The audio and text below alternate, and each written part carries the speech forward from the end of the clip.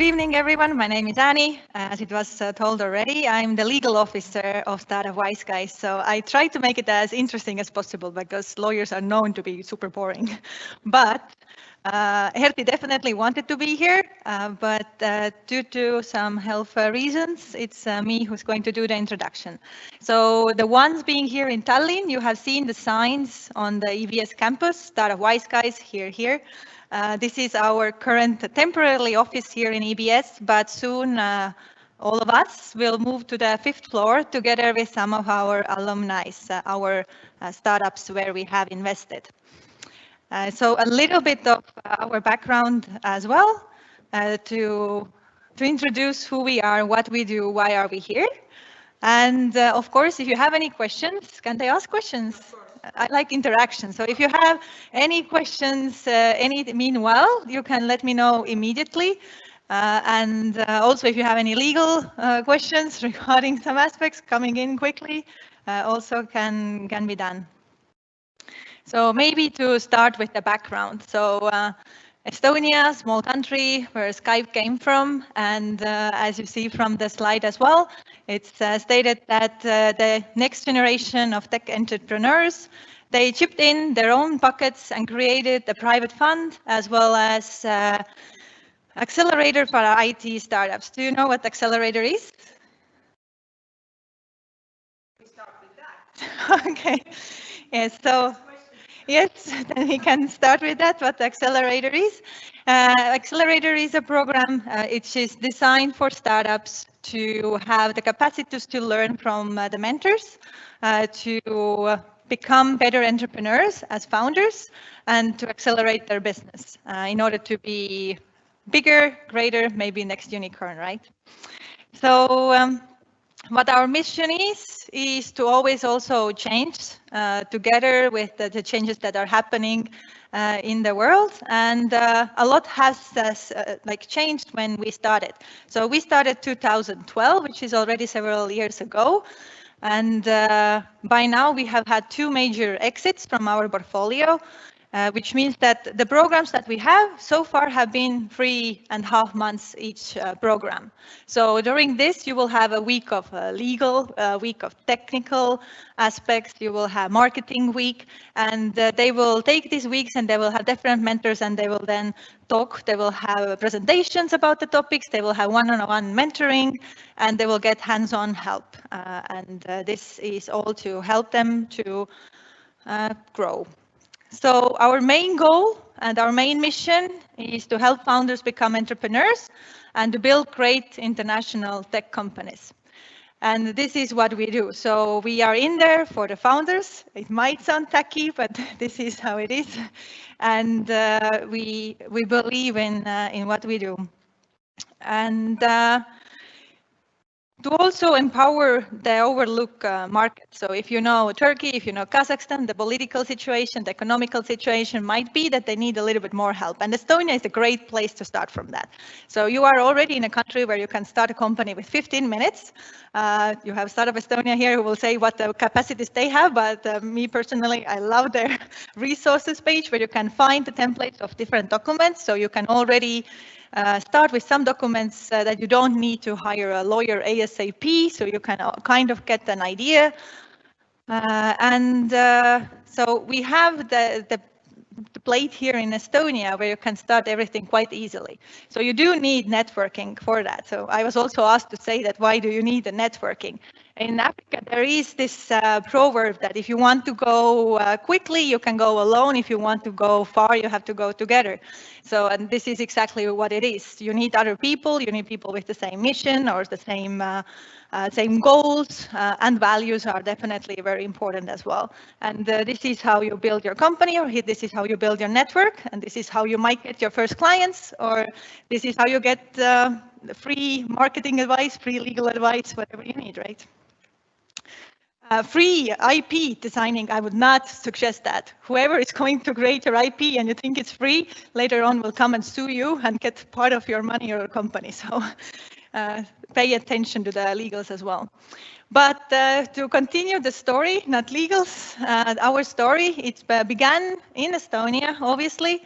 We started here, we started to have the the programs here. The startups were accelerated here in Estonia. And then in 2016, we expanded our physical presence to Latvia to have the FinTech acceleration program, which was mainly focused on FinTech.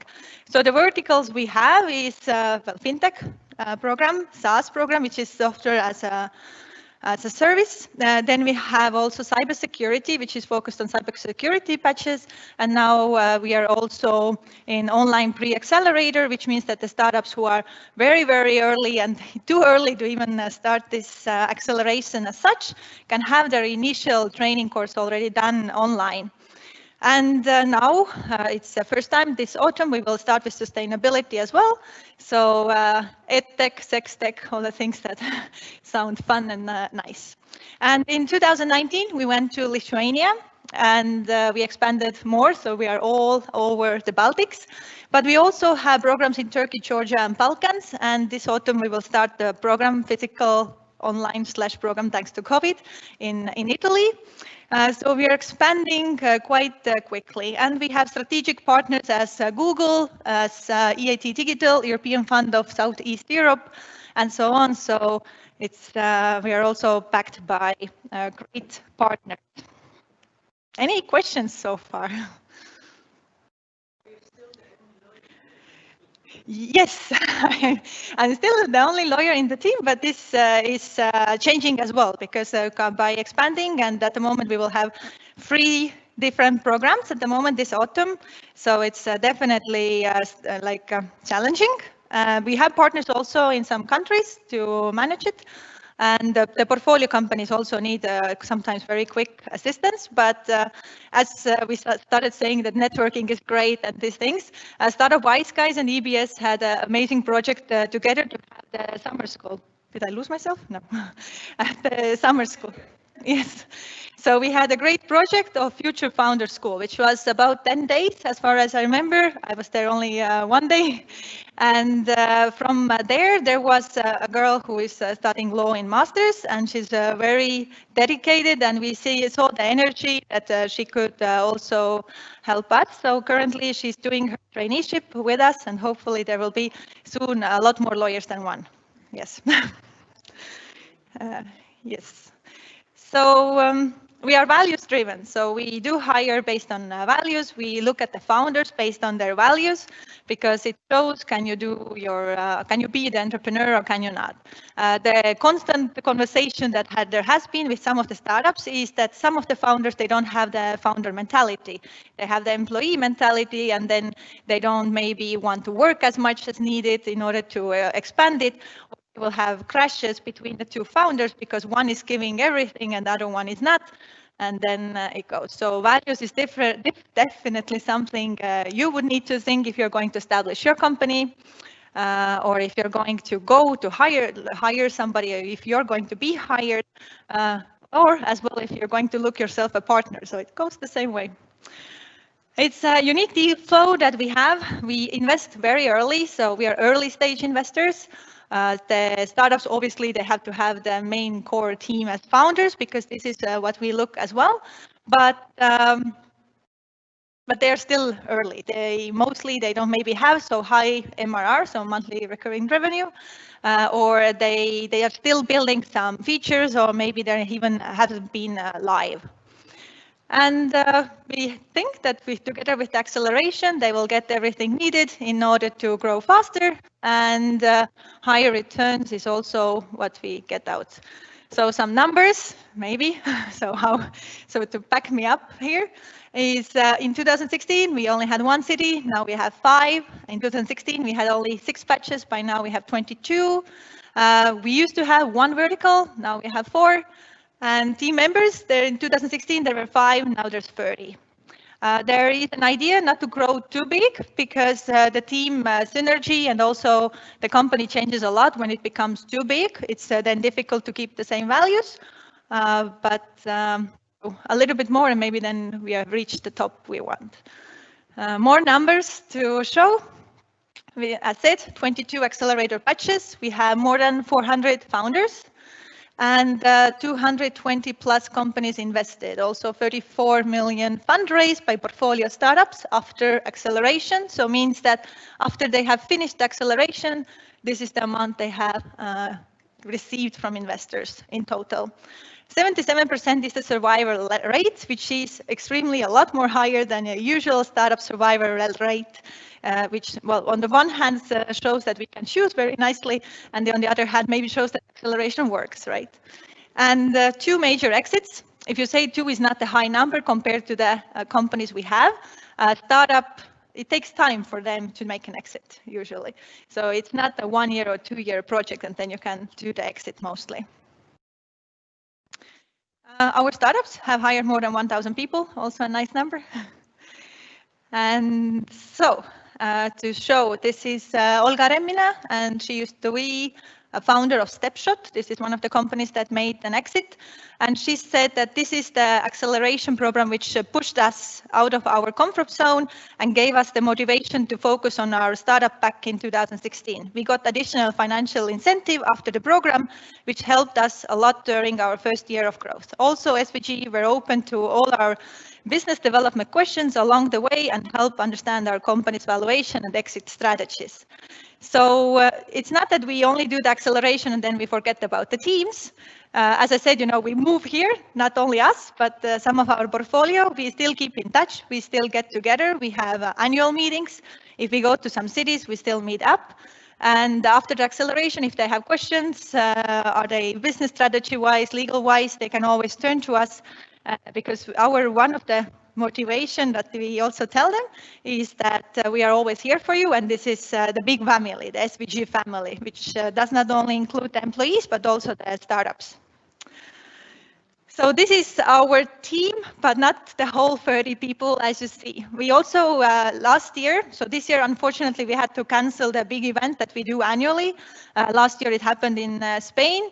And even then, although all the team members were there, we managed to lose some, so we couldn't take the picture. But this is made in Latvia. As you see, red is the color. So the more red you see, you can kind of follow the people and know that this is the Startup Wise guys. We believe in the work-fun balance. You always have to know how to eat your stress and work also efficiently at the same time. And here is last year in Spain, which shows that some of them are working for SWG, but most of them are the founders of our portfolio companies. Values, I don't know how much time I have. I have, yes. So this is what we believe in. We are founders driven, as I said, which means that we focus on the founder needs to also develop them personally, not only the startup. We have also had founders, for example, who have gone through one acceleration program with one startup, and then they come back a few years later with another startup, 2 of them. We are in it for the long term, so we are not saying to them that you have to do an exit in 2 years or that we forget them after the acceleration program. We are believers, and we do believe to support them throughout all these years. Also, when they have co-founder problems, sometimes they need also personal help, sometimes they need somebody to talk to, so it's the whole process. We are passionate and ambitious. We are definitely very ambitious and very passionate about everything we do. Not only work-wise, but also to have events together, which sometimes also is interesting. If you work together with the people who have the same not ideas always, but the same values, and who have the same ideas of the general being, then you might actually spend all the free time with them. So you're going to lose all the friends you had before, not because you are so wrong, but because if you enjoy the time together, you always spend the time together. So in my case, for example, I only go out with my startups, and I'm like, wow, like I should see if I can see my friends from the school time as well, or otherwise I will not have anyone. And we are community and relationship builders. Therefore, the family part that we said, we develop strong, lasting communities and caring relationships. As I said, you know, also we are there for the call if they have co-founder issues, personal issues that they need to solve in order to commit for the startup and to be healthy themselves. So, wise girl power. So it's not only wise guys, we have also girls, obviously. And it's more than 50% of the company is female dominant, meaning that we have quite a lot of managers who are females. So the founders mostly so far, men, but females are also rising. So what are we looking for? We are looking for the team, product, and market. So we are analyzing the team. We are going to see if they are coachable or not. Because some people, they don't take the critics or feedback maybe too well. They don't want to develop actually or learn from the feedback. You can learn from every feedback. There was one lady who at once said that, well, but the information I received was not in line with GDPR from this mentor. But this mentor was not the GDPR mentor. And the question is that, okay, but then can you focus on what he said? Maybe there were some aspects what he thought was really necessary, and you can take these aspects and find a product that meets the same aspects and is GDPR compliant. So even if you don't like the feedback in some part, you can still learn from every feedback. And if it's a very bad feedback, you can also learn from that. So it's not the question. It's also the product. Does the product have the traction? Does it have the market? And market, is there exit viability or is it not? So ideally, we also want to have technical founders. So there would be CTO in place. And if you ask how does it look like? It's if you want to have, then you can have online pre-accelerator. But it's also that you apply for it, and we have it's not that everybody gets into there. So we will have our own people who will make interviews with the startups, see if they're ready, what they want, what are their ideas. And the pre-acceleration is 6 weeks fully online, equity free. We don't take anything. They just will get mentors, they will get videos. It's a lot shorter, but it will still give the initial thoughts, initial ideas, overview, what you need to focus. So for example, from legal side, I can comment from there. It's a little bit from intellectual property, so they would know what mistakes not to do. It's a little bit about GDPR, so what can you end up with if you don't focus on that as well. Founders agreements, shareholder agreements, articles of association, why you need them, why are they, what are they, and so on. Then full-time acceleration, it's 3 months on site and up to 9% from fully diluted share capital. But now with the COVID, of course, we also needed to develop. So now we are a 5 months program, which is half time on site, half time online, depending on how the situation is and if people can travel or not. And aftercare, it's on-demand focused. So every time, as well, when we have startups applying, we have the bootcamp where some startups are selected. It's normally up to 30 startups, out of whom we choose 8 to 12 startups to be in the acceleration. And they ask, like, how much support do we actually get? Or how much advice do we actually get? Or how much are you going to check our legal documents? And the answer is very simple. The more active you are yourself, the more you ask, let's say, for example, mentors to go out with you or to spend more time, or let's have wine or beers after hours, the more you will get, actually. So if you're active, you get more. And after as well, you're active, you will get more. You're silent, most likely you don't get it. But they also have monthly calls, and after a while, they will have calls every 3 months. So even if they are silent, they will still get the support, whether they want to or not. This is a hybrid model. As I said, 5 weeks on site, and then 12 weeks on site and 9 weeks online, ideally.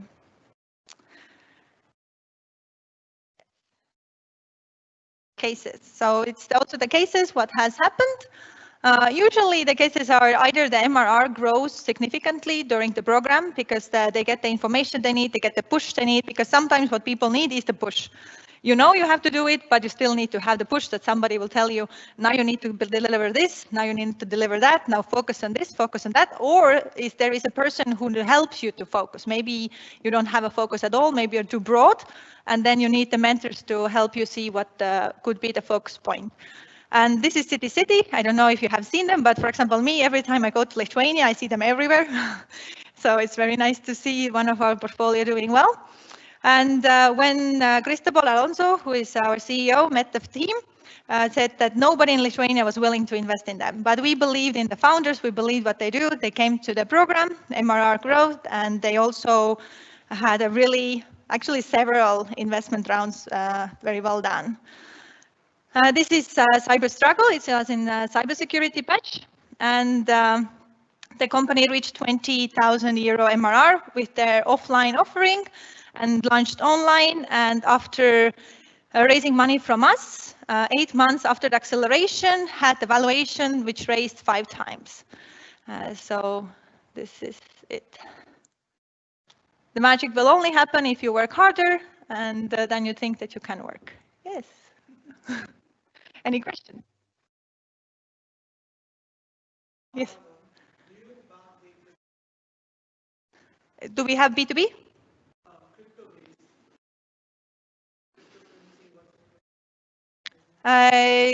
There can be, but it's maybe more to fintech part, but it's not that we will have a vertical of crypto only, no.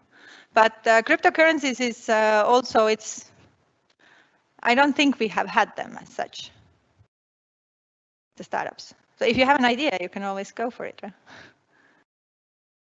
I don't know. It's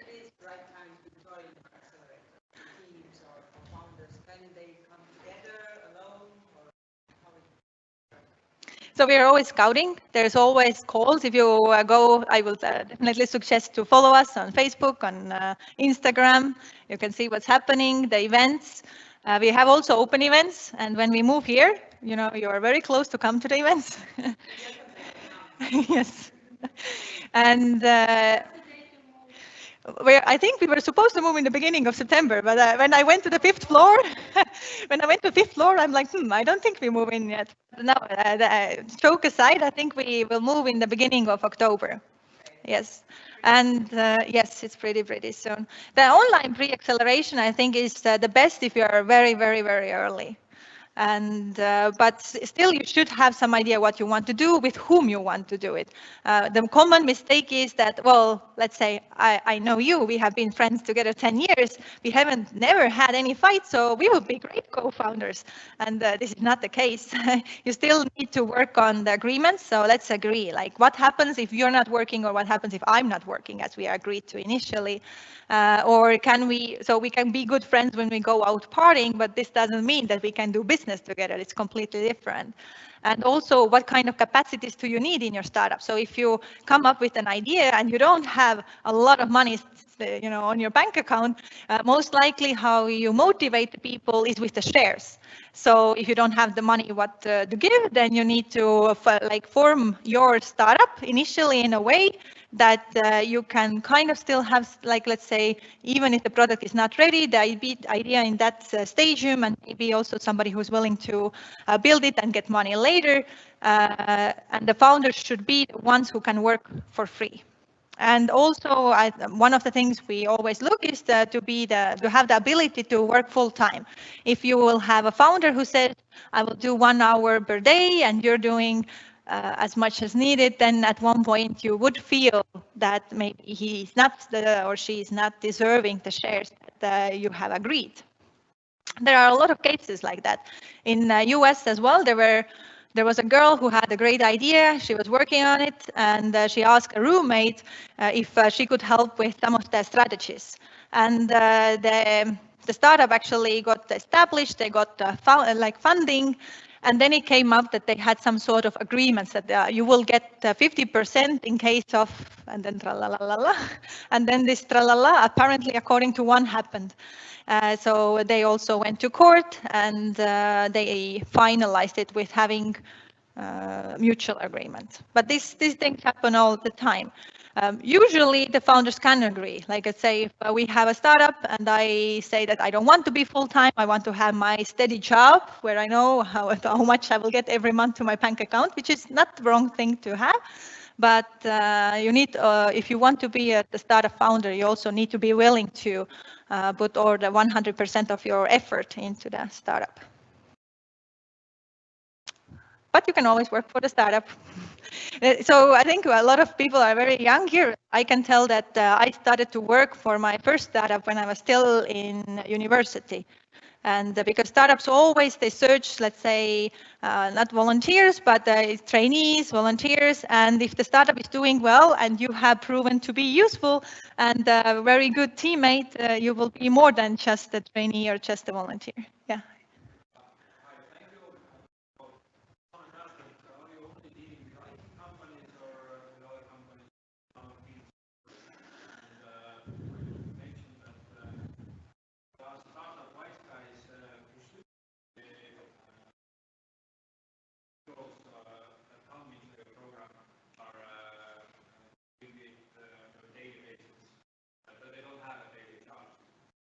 Well, they do have sometimes the projects because we do understand that people need to eat, right? So sometimes they do some consulting on site or they have something on site, but they need to be willing to be committed at one point because you can't build a company just being halfway.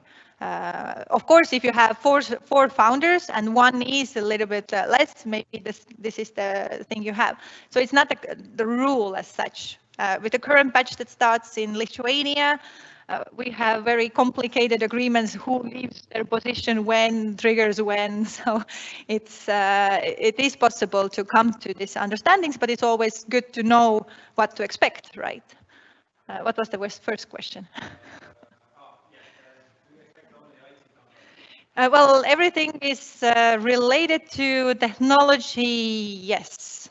Except that we had one project from Asia where it was basically like this old generation company who wants to have part of them like have a separate company and they want to also like grow and they asked us to be mentors, like a small acceleration program specifically for them. So although I would like to say yes, but there are exceptions. Yeah. Any more questions? Yeah. So how does, like, what's the impact of COVID business? Kind of understand that you have like a fallback plan, like going forward because like what's going to happen. Have you came up with something in place that like if you are in a lockdown? Oh yeah, well, the COVID struck us in a very amazing time. We just had two programs that needed to start, and then COVID came with the lockdown. So obviously, one program had been on site 2 weeks when we said that now everybody go home. Estonia hadn't at that time said that everything will be locked down, but the signs were that it was going to happen. So our CEO took the decision of sending everybody home before it's too late. So, and the second program was supposed to start, and we never saw physically. Okay, we saw in the bootcamp when we were making the selection, but the program was completely online. So we had to shift the whole program. And it is difficult to keep the same synergy. This is definitely one of the things, but you have to try. We had online parties where everybody will be with their classes. We had people dancing because to make it more like a party mode. You still have to like have these coffee mornings, so to kind of give it this special vibe. And this is how the hybrid model came out, because with the batch that was online, we extended it, so it wasn't anymore 3.5 months, but already longer. And the final part ended in Estonia in a Latitude event. So they were together, I think, 2 weeks, and they loved it. They said that it's so great to see finally a physical person that I have seen through the screen all the time. And they still had the connection. So I was a bit afraid personally that if because all the other batches, they become like their own small family inside of the bigger family, because every time they see, let's say in the bigger events, they will run to their startups like, oh, we were batch 14, and they will have like this special connection. And if you have online batch, you're kind of afraid maybe it doesn't work this way. And it was interesting to see that if you pay attention and you have some kind of events and maybe some works together or some, I don't want to focus on parties too much, but this is also an important part to keep people relaxed. And they still do have. So yes, the hybrid model came out specifically because COVID.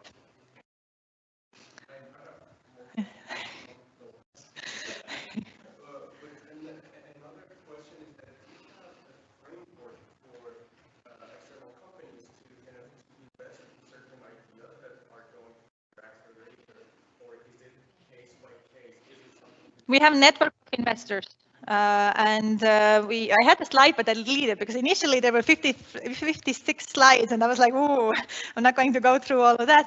Yeah, we have network of investors. So one of the things people also come for our acceleration program is to have the ability to have the same connections we do, because we will have investors network. The batch is going to end in pitching event where there's going to be investors.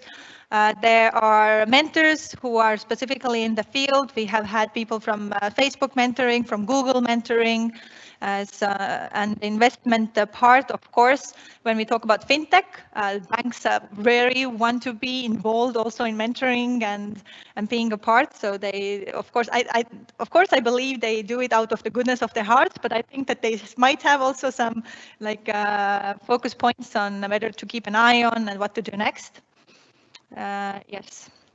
And there are strategic investors, depending on some companies, who also they take either contact themselves or they ask us to have the link, because as I said, we have several startups in portfolio. Our family is big, our mentors network is big. So for example, if you say that I would really like to meet the CEO of this company in order for them to meet or to invest, can you please make a connection? I think we ask 3 to 5 names every beginning of acceleration with whom you want to have the contact with. And then we will do our best to make it happen. Of course, we can't promise you, right?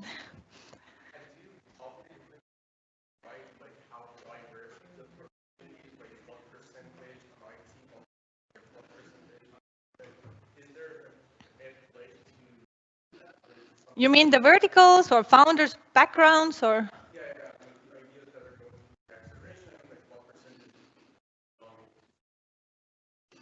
Yeah, we have the website, and there is a list of our portfolio companies, but we have gone through renewal of the website.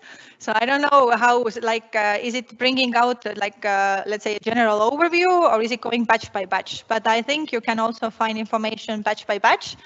Especially if you follow us on Facebook, our marketing team will be so proud.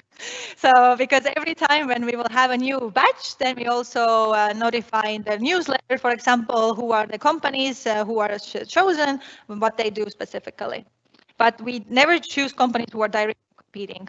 And it's getting more difficult when we grow, yeah. I think I have to run because we have more people talking and I'm stealing the time.